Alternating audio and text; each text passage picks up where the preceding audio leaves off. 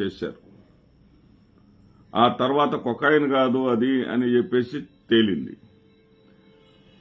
ఆంధ్రప్రదేశ్కు సంబంధించినటువంటి వాలంటీర్లు మరి వాలంటీర్లే దళారులుగా మారి అమ్మాయిలను బ్రోకరేజం చేస్తా ఉన్నారు. 33,000 మంది అమ్మాయిలు తప్పిపోయారని చెప్పేసి చెప్పాడు.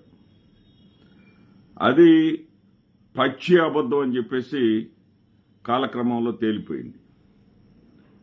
ఒకటి కాదు, రెండు కాదు, ప్రతిదీ అబద్ధమే.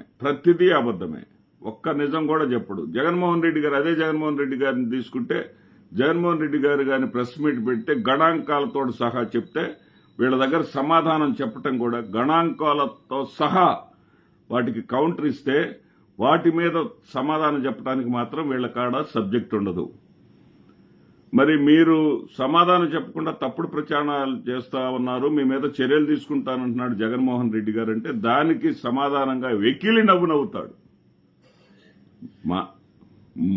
ఉప ముఖ్యమంత్రి అయ్యుండి బాధ్యతాయుతంగా సమాధానం చెప్పాల్సినటువంటి వ్యక్తి వెకిలి నవ్వుతాడు.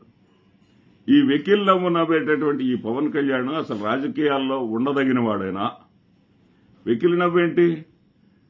జగన్మోహన్ రెడ్డి గారు విసిరినటువంటి ఛాలెంజ్కి సమాధానం చెప్పండి.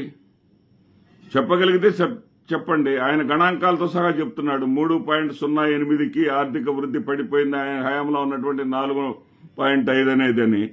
మీ దగ్గర ఏమైనా లెక్కలుంటే చెప్పండి. వెకిలి నవ్వులు నవ్వటం ఇంకా మరీ ఎంత స్థాయికి వెళ్ళిపోయిందంటే అబద్దాలు చెప్పడం అనేది అంతు లేకుండా పోతా ఉంది.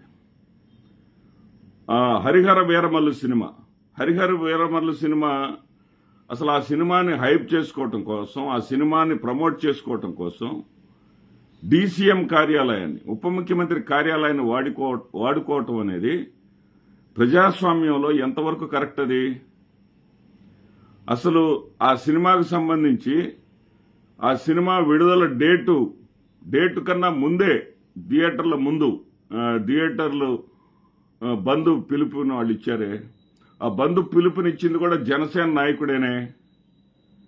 మరి దానిని మీరు అంటే జనసేన నాయకుడి చేత స్టేట్మెంట్ ఇప్పించి దాని చేత మీరు మళ్ళీ డీసీఎం కార్యాలయం నుంచి ప్రకటన విడుదల చేస్తారా?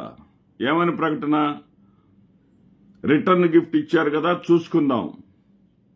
ఇక మీరు ఎవరైనా సరే ఇండివిజువల్గా వస్తే పని చెయ్యను, సంఘటితంగా వస్తేనే పని చేస్తా, మీ లెక్కలు తెలుస్తా, మీ తినుబండారాల దగ్గర మీ రేట్లు సంగతి నేను తేల్చేస్తా. బెదిరింప జగన్మోహన్ రెడ్డి గారిని మీరు అదేగా ప్రచారం చేసింది. అధికారం ఉన్నదన్న అహంకారంతో అరాచకం చేస్తున్నాడనే కదా. అంటే మీరు బెదిరింపులు చేస్తే అది అరాచకం కాదా? మీది అహంకారం కాదా? అంటే ఇష్టం వచ్చినట్లు ప్రవర్తించడం. ఇక తాజాగా నిన్న ఈ వీడియో చేయడానికి ప్రధాన కారణం ఇదే. నిన్న మద్రాసులో ఏదో సదస్సు జరిగిందండి, చెన్నైలో.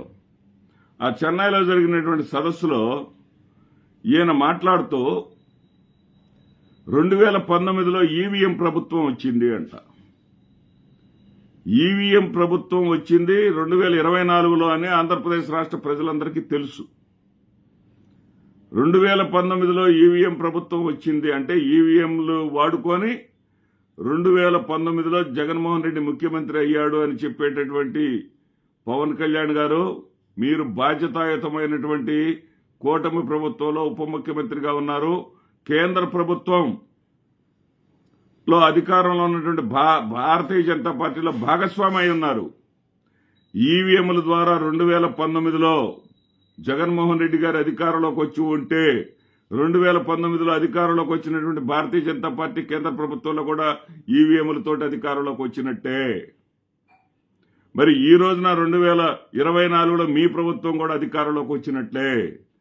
ఒక వ్యక్తి మీద ద్వేషం ఉంటే ఉండొచ్చు, కానీ జగన్మోహన్ రెడ్డి గారికి జరిగినటువంటి మంచిని కూడా దానిని ఫలచపరచడం కోసం, ఆ యొక్క గెలుపు అతనిది కాదు అని చెప్పటం కోసం ఇంత అబద్ధానికి, ఇంత నీచానికి మీరు దిగజారితే ఇక మీకు రాజకీయాలు అనేదానికన్నా, మీరు చేసేది రాజకీయాలు అనేదానికన్నా సినిమాటిక్గా సినిమా వాళ్ళు ఏదైతే చేస్తూ ఉంటారో సినిమాలలో అభూత కల్పనలు, ఒక హీరో వచ్చేసి 100 మందిని కొట్టేయటం, ఇటువంటిది ఏదైతే పెడతారో అటువంటి అసత్యాలు అభూత కల్పనలే నీ నోటి వెంట వస్తున్నాయి. దీంట్లో కాకపోతే ఏంటంటే జగన్మోహన్ రెడ్డి గారి మీద ద్వేషం అనేది, జగన్మోహన్ రెడ్డి గారు ఒక యూత్ ఐకాన్ గా ఉండిపోయాడు. అంతకుముందు నాకుండేది ఆ యూత్ ఐకాన్ అనేది, దానిని జగన్మోహన్ రెడ్డి తస్కరించాడు లేదా జగన్మోహన్ రెడ్డి లాక్కొని పోయాడు అనేటటువంటి దుగ్ధ వ్యసనం ఘోష నీ దగ్గర ఉంది తప్ప రాజకీయం నీకేం తెలుసయ్యా. ఇంకా కొంచెమైనా సరే జ్ఞానంతో ఉప ముఖ్యమంత్రి అనేటటువంటి గౌరవం నీకేదో అదృష్టం కలిసొచ్చి కలిగింది చేశారు. ఆ తర్వాత కొకాయిన్ కాదు అది అని చెప్పేసి తేలింది. ఆంధ్రప్రదేశ్కు సంబంధించినటువంటి వాలంటీర్లు మరి వాలంటీర్లే దళారులుగా మారి అమ్మాయిలను బ్రోకరేజం చేస్తా ఉన్నారు. 33,000 మంది అమ్మాయిలు తప్పిపోయారని చెప్పేసి చెప్పాడు. అది పచ్చి అబద్ధం అని చెప్పేసి కాలక్రమంలో తేలిపోయింది. ఒకటి కాదు, రెండు కాదు, ప్రతిదీ అబద్ధమే. ఒక్క నిజం కూడా చెప్పడు జగన్మోహన్ రెడ్డి గారు. అదే జగన్మోహన్ రెడ్డి గారిని తీసుకుంటే, జగన్మోహన్ రెడ్డి గారు కానీ ప్రెస్ మీట్ పెడితే గణాంకాలతో సహా చెప్తే వీళ్ళ దగ్గర సమాధానం చెప్పటం కూడా గణాంకాలతో సహా వాటికి కౌంటర్ ఇస్తే వాటి మీద సమాధానం చెప్పడానికి మాత్రం వీళ్ళ కాడ సబ్జెక్ట్ ఉండదు. మరి మీరు సమాధానం చెప్పకుండా తప్పుడు ప్రచారాలు చేస్తా ఉన్నారు, మీ మీద చర్యలు తీసుకుంటానంటున్నాడు జగన్మోహన్ రెడ్డి గారు. అంటే దానికి సమాధానంగా వెకిలి నవ్వు నవ్వుతాడు. మా ఉప ముఖ్యమంత్రి అయ్యుండి బాధ్యతాయుతంగా సమాధానం చెప్పాల్సినటువంటి వ్యక్తి వెకిలి నవ్వులు నవ్వుతాడు.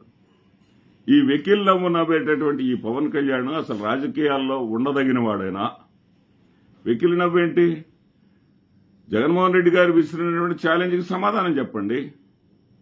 చెప్పగలిగితే చెప్పండి. ఆయన గణాంకాలతో సహా చెప్తున్నాడు. 3.08కి ఆర్థిక వృద్ధి పడిపోయింది ఆయన హయాంలో ఉన్నటువంటి 4.5 అనేదని. మీ దగ్గర ఏమైనా లెక్కలుంటే చెప్పండి. వెకిలి నవ్వులు నవ్వటం ఇంకా మరీ ఎంత స్థాయికి వెళ్ళిపోయిందంటే అబద్దాలు చెప్పడం అనేది అంతు లేకుండా పోతా ఉంది. హరిహర వీరమల్లు సినిమా అసలు ఆ సినిమాని హైప్ చేసుకోవటం కోసం, ఆ సినిమాని ప్రమోట్ చేసుకోవటం కోసం డీసీఎం కార్యాలయాన్ని, ఉప ముఖ్యమంత్రి కార్యాలయాన్ని వాడుకోవటం అనేది ప్రజాస్వామ్యంలో ఎంతవరకు కరెక్ట్? అది అసలు ఆ సినిమాకు సంబంధించి ఆ సినిమా విడుదల డేటు కన్నా ముందే థియేటర్లు బంధు పిలుపుని వాళ్ళు ఇచ్చారే, ఆ బంధు పిలుపునిచ్చింది కూడా జనసేన నాయకుడేనే. మరి దానిని మీరు అంటే జనసేన నాయకుడి చేత స్టేట్మెంట్ ఇప్పించి దాని చేత మీరు మళ్ళీ డీసీఎం కార్యాలయం నుంచి ప్రకటన విడుదల చేస్తారా? ఏమని ప్రకటన? రిటర్న్ గిఫ్ట్ ఇచ్చారు కదా, చూసుకుందాం. ఇక మీరు ఎవరైనా సరే ఇండివిజువల్గా వస్తే పని చెయ్యను, సంఘటితంగా వస్తేనే పని చేస్తా, మీ లెక్కలు తెలుస్తా, మీ తినుబండారాల దగ్గర మీ రేట్లు సంగతి నేను తేల్చేస్తా. బెదిరింప